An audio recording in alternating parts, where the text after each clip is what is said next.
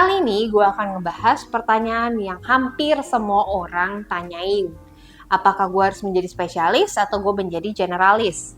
Nah, kalau kalian pernah ngerasa galau juga dalam hidup ini, khususnya pas lagi selesai kuliah atau selesai sekolah gitu ya, kan kadang kita juga bingung ya mau masuknya tuh ke generalis atau spesialis. Atau bahkan ada dari kalian yang masih kurang paham nih apa yang dimaksud sama generalis dan spesialis.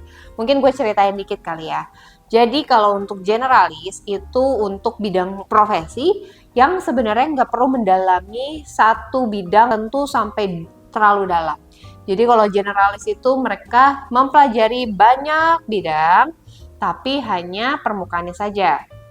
Berbeda sama spesialis, di mana spesialis itu mereka harus paham betul dengan apa yang mereka kerjakan satu bidang dan sangat mendalam gitu ya. Kalau bisa sampai ke akar-akarnya.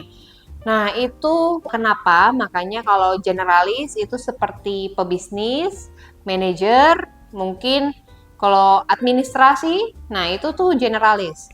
Tapi kalau yang spesialis, misalnya aja IT, dokter, magician gitu ya, itu untuk perbedaannya buat kalian biar gampang. Mungkin dari kalian ada yang udah tahu sistem belajar dari segi profesi. Jadi itu ada I, ada T, dan ada M. Nanti dari editornya bakal kasih gambarannya di sini. Jadi intinya kalau I itu adalah orang yang memilih satu bidang dan mendalami sampai ke dalam-dalamnya. Gitu. Misalnya aja yang tadi gue bilang IT gitu ya, dokter. Nah, mereka awalnya memang misalnya dokter umum dulu nih, tapi habis itu dia mendalami satu bidang. Nah, kalau misalkan T, itu apa sih? T itu dia berawal dari seorang generalis, dia belajar banyak hal, dan akhirnya setelah mereka belajar banyak hal tersebut, mereka memilih satu untuk mendalami itu. Misalnya apa sih?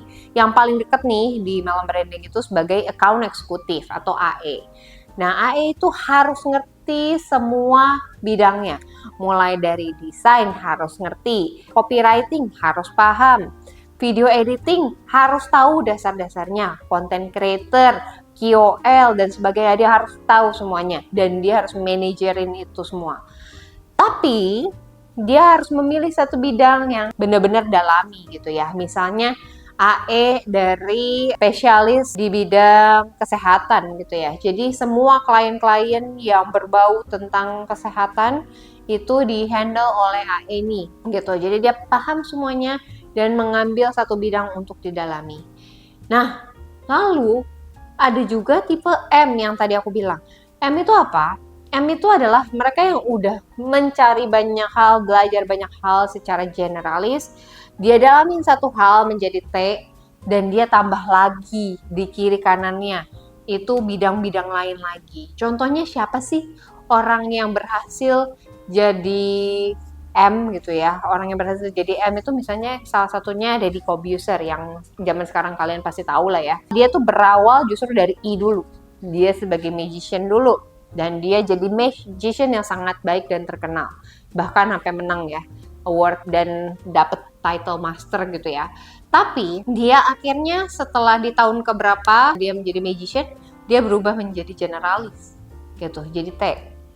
Nah, generalis ini dia mulai menjadi host, dia mulai ada acara sendiri hitam putih dan lain sebagainya. Lalu ada dia sekarang menjadi M. Gak cuman jadi host, gak cuman jadi magician, tapi dia bisa jadi spesialis, generalis di waktu yang bersamaan dan punya di berbagai lini. Misalnya aja sekarang dia udah punya company media gitu ya, yang punya mengakuisisi juga ada agensi juga di dalamnya, dia mengakuisisi juga ada media-media, dia tetap jadi hostnya di dalam situ. Kadang-kadang untuk hobi dia juga tetap jadi magician. Itu hanya contoh ya teman-teman ya. Jadi kalian punya gambaran tipe orang nih macam-macam. Lalu apakah selalu strukturnya seperti itu guys? Apakah selalu dari I jadi T jadi M? Apakah benar selalu semua orang itu pada ujung-ujungnya akan menjadi M juga? Enggak juga gitu loh. Kenapa? Karena kalau kita lihat teman-teman kita yang dokter, teman-teman kita yang magician, teman kita yang IT. Mereka bukan berarti gagal loh. Mereka itu sukses sekali dalam hidupnya. Mereka jadi spesialis yang sangat baik gitu. Artinya pilihan hidup mereka untuk jadi spesialis itu nggak salah.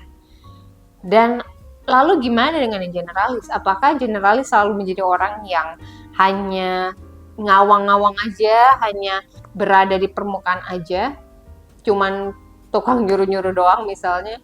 Enggak, karena gimana pun yang generalis ini, dia sulit juga karena dia harus tahu semua hal di waktu yang bersamaan.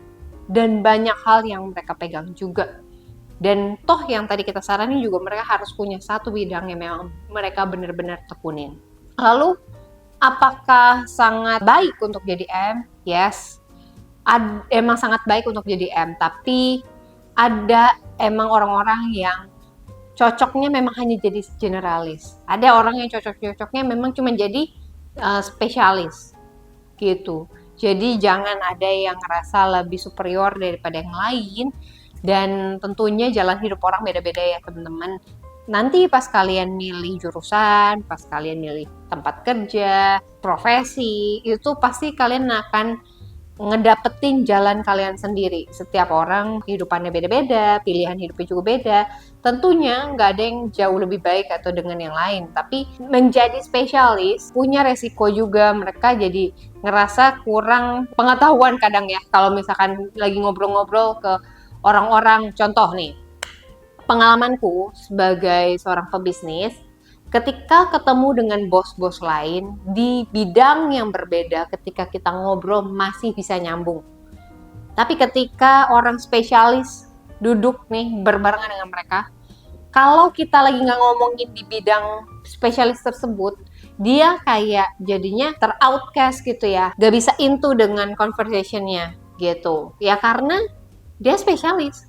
Tapi untuk orang-orang generalis nih, pada umumnya secara pebisnis itu kebanyakan generalis akan bisa masuk-masuk aja gitu. Tapi ketika spesialis ketemu dengan spesialis ya mereka nyambung banget gitu.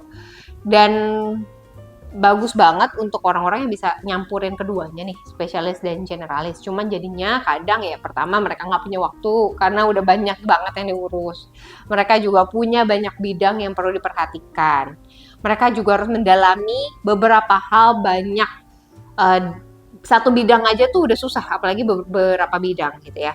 Misalnya aja contoh, aku bangga banget nih kayak misalnya kayak Dokter Tompi, dia terkenalnya tuh pas aku kecil sebagai penyanyi. Ternyata dia dokter bedah kecantikan. Nah, ada loh orang yang bisa spesialis di dua bidang, tapi dia juga generalis gitu. Jadi kalau emang itu pilihan kalian sebagai penikmat profesi tersebut, it's okay gitu. Semua itu balik lagi ke lu, cara ngolah kemampuan lu tuh seperti apa. Dan profesi yang lu pilih, jalan hidup lu maunya kemana. Itu yang terbaik buat lu. Semua itu akan works ketika lu punya self-awareness yang jelas. Lu punya self-awareness yang sangat baik sampai lu mengenal diri lu sendiri, lu maunya kemana. Lo akan bertanggung jawab akan hal itu dan lo akan memperjuangkan apa yang lo mau dan jadi diri lo sendiri. Lo mau jadi spesialis, generalis, keduanya gak ada masalah. Itu aja tips dari gue. Dan apabila kalian ngerasa lebih cocok jadi spesialis, bisa komen di bawah. Atau generalis, silahkan juga komen di bawah, like video ini kalau kalian suka. Dan kalau kalian lagi pengen explore nih di bidang agency, atau kalian lagi pengen cari tahu dunia agency itu kayak gimana, gue lebih cocok generalis atau spesialis, oke nggak ya masuk ke sini untuk belajar hal baru di bidang desain, copywriting, content creator, IT, dan masih banyak lagi. Kalian silahkan submit CV kalian ke hrd.melonbranding@gmail.com karena PT Media Kita Berkarya hiring untuk internship bagi untuk yang kuliahan maupun SMK. Jadi kalian bisa coba langsung mendalami di agensi itu kerjanya seperti apa, langsung juga praktek, kalian akan ngerasain kalian lebih cocok yang generalis atau spesialis. Oke? Semoga konten ini membantu dan kita ketemu lagi di next monologi. Bye-bye!